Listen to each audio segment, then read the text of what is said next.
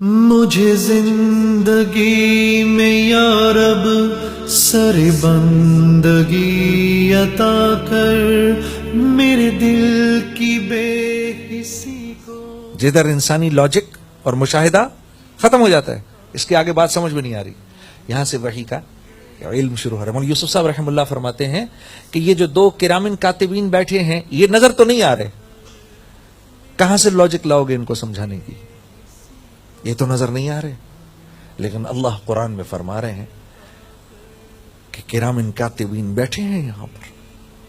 اندھیرے کمرے میں چلے جاؤ، تالے لگا دو، گپ اندھیرا کر دو، یہ دونوں ساتھ جائیں گے، یہ دونوں ساتھ جائیں گے. پھر اللہ کے نبی صلی اللہ علیہ وسلم نے فرمایا کہ قبر کو مٹی کا گڑھا مت سمجھو، یہ مٹی کا گھڑا نہیں، یہ یا تو جنت کا ایک باغ ہے یا جہنم کا ایک گھڑا ہے. تو یہ بات تو اگر ہم کو پتہ نہ چلتی تو دنیا کی کوئی لاجک اس کو ایکسپلین نہیں کر سکتی، لاجیکلی ہم نہیں ایکسپلین کر سکتے. اس لیے متقی کی جو سب سے پہلی صفت اللہ نے خود بیان فرمائی ہے وہ ہے یؤمنون بالغیب. وہ کیا ہے؟ یؤمنون بالغیب. میرا نبی جو بات ان سے کہتا ہے سمعنا و اطعنا، یہ فوراً اس پر ایمان لے آتے ہیں. اے ابو بکر تیرا دوست کہہ رہا ہے، اے ابو بکر کیا یہ ممکن ہے کہ کوئی راتوں رات بیت المقدس جائے اور واپس آ جائے؟ آپ نے جواب دیا یہ تو مجھے نہیں پتا، بات تو یہ ہے کہ یہ بات کہی کس نے ہے؟ کہا یہ تیرے دوست نے کہی ہے، محمد نے کہی ہے صلی اللہ علیہ وسلم. کہا اگر انہوں نے کہی ہے تو صحیح کہا ہے، ایسا ہی ہوا ہوگا. صدیق اس پہ نام پڑا ان کا. اور اللہ کی شان یہ کہ یوسف علیہ السلام بھی صدیق ہیں اور قرآن میں اللہ نے ان کا لقب بھی صدیق فرمایا. لیکن اللہ کو رسول نبی کریم صلی اللہ علیہ وسلم کے اس صحابی کی یہ بات کتنی پسند آئی ہوگی کہ عرف عام میں آج جب صدیق کا نام لیا جاتا ہے تو سب سے پہلا نام جو ذہن میں آتا ہے وہ سیدنا ابو بکر صدیق رضی اللہ تعالیٰ عنہ کا ہے. تو خط بھی تو لکھا تھا حضرت عمر نے. کس کو لکھا تھا؟ آپ کو دریائے نیل کے نام لکھا تھا، کیونکہ عمر بن العاص نے کہا رضی اللہ تعالیٰ عنہ کے حضرت یہ تو مصر چھوڑ کے جا رہے ہیں، دریا سوکھ گیا ہے، کہتے ہیں ایک عورت کی بلی چڑھانی ہے، اب یہاں تو آپ کی کیا رائے ہے کہ یہ تو مصر چھوڑ کر جا رہے ہیں. آپ نے ایک خط سیدنا عمر بن العاص کے نام لکھا، دوسرا خط دریائے نیل کے نام لکھا. کیسی عجیب سی بات ہے. اچھا یہ بات عجیب یوں بھی ہے کہ جتنے بھی ویسٹرن ہسٹورینز تھے انہوں نے کہا کہ یہ بہترین موقع ہے، آج ہم دیکھنا چاہتے ہیں کہ مسلمانوں کا خلیفہ کیسے بے عزت ہوتا ہے، یہ ہم دیکھنا چاہتے ہیں. یہ بات اس لیے محفوظ رہ گئی تاریخ کے اوراق میں. ہمارے ہسٹورینز میں تو واللہ عالم پتہ نہیں کس نے لکھی، لیکن ان کے سارے ہسٹورینز نے اس بات کو کوٹ کیا ہے. وہ گئے دیکھنے کے لیے کہ دیکھیں تو صحیح آج مسلمانوں کا خلیفہ جو ہے وہ کیسے بے عزت ہوتا ہے. اس خط میں لکھا ہوا تھا اے دریائے نیل، اگر تو اپنی مرضی سے بہتا ہے تو ہمیں تیری ضرورت نہیں، اور اگر تو اللہ کے حکم سے بہتا ہے تو زمین پر اللہ کا خلیفہ عمر تجھ کو حکم دیتا ہے کہ تو چل. یہ لکھا تو اس خط کے اندر. وہ خط بیچ میں رکھ دیا گیا میرے دوستوں. وہ دریائے نیل جو چلا ہے یہ وہ دنیا کا واحد دریا ہے جس کا پاٹ آج تک کبھی کم نہیں ہوا. تو تیسرا انعام کیا ملے گا؟ یہ ساری مخلوق آپ کی مرضی کے مطابق آپ کو نفع پہنچائے گی. یہی ہوا جب آپ چاہو گے ٹھنڈی ہو جائے گی، آپ چاہو گے گرم ہو جائے گی. یقین نہیں آتا؟ فرما برداری کر کے تو دیکھو. ہاں، یہ بارش تب برسے گی جب آپ چاہیں گے، یہ رک جائے گی جب آپ نہیں چاہیں گے.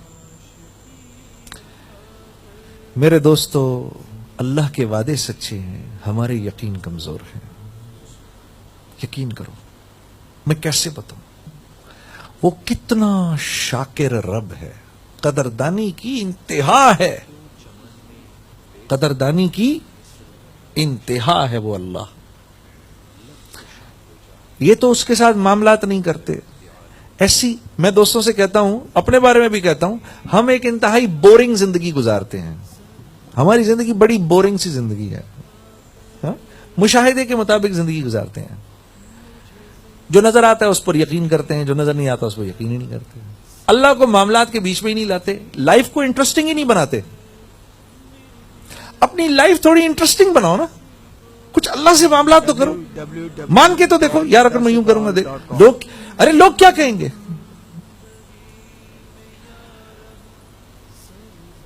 لوگ کیا کہیں؟ لوگ کیا، حدیث میں آتا ہے کہ اللہ حضرت ام عائشہ رضی اللہ تعالی عنہا نے اس کو روایت کیا ہے کہ آپ نے فرمایا کہ حضرت امیر معاویہ رضی اللہ تعالیٰ عنہ جب بیٹھے خلافت پر تو ام عائشہ کو ایک خط لکھا، مجھے کوئی نصیحت فرمائے مختصر سی.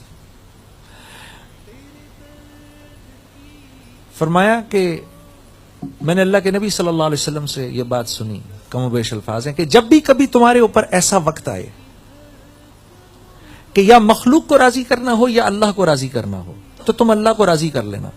کیونکہ اگر تم نے مخلوق کو راضی کیا تو شروع میں تو مخلوق تمہاری بن جائے گی، لیکن کیونکہ ان کے قلوب اللہ کے ہاتھ میں ہیں، اللہ ان کے دل میں تمہاری ایسی نفرت ڈالیں گے کہ جو اس نفرت سے بڑھ کے ہوگی جو وہ تم سے پہلے کرتے تھے. اور اگر تم نے اللہ کو راضی کیا تو اسی طرح سے شروع میں مخلوق تو ناراض ہو جائے گی، لیکن کیونکہ ان کے قلوب اللہ کے ہاتھ میں ہیں، اللہ ان کے دل میں تمہاری ایسی محبت ڈالیں گے جو اس محبت سے بڑھ کے ہوگی جو وہ تم سے پہلے کرتے تھے. کر کے تو دیکھو، لائف کو انٹرسٹنگ بناؤ. ہاں کہ میں لوگوں سے کہتا ہوں جینے کا مزہ لو، ورنہ یہ زندگی تو سوائے تکلیفوں کے اور کچھ ہے ہی نہیں. زندگی کا مزہ لینا ہے نا تو اللہ کا بننا پڑے گا،